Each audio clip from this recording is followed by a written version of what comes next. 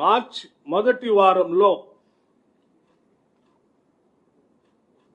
Congress party ఈ ప్రభుత్వం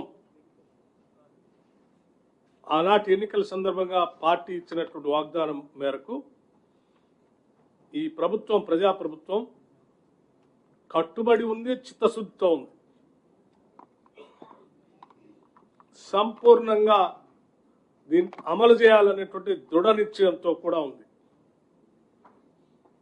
అందుకోసమే ఈ మొత్తం లెక్కల్ని కేబినెట్లో మొదటి వారంలో ఉంచి శాసనసభలో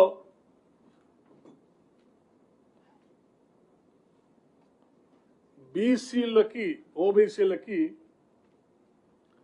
42% రిజర్వేషన్ ఇవ్వటం కోసం పొలిటికల్ ఎడ్యుకేషన్ ఎంప్లాయ్మెంట్ 42% రిజర్వేషన్ ఇవ్వటం కోసం మార్చి మొదటి వారంలో కేబినెట్లో తీర్మానం చేసి శాసనసభలో బిల్లు పెట్టి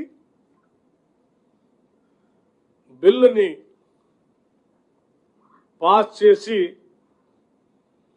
కొన్ని దశాబ్దాలుగా ఈ రాష్ట్రంలో ఎదురు చూస్తున్నటువంటి బలహీన వర్గాలకి చట్టరూపంగా ఒక చట్టబద్ధతను కల్పించడం కోసం నిర్ణయం తీసుకోవటం జరిగిందని ఈ సందర్భంగా మీ అందరికీ తెలియజేస్తా ఉన్నాం.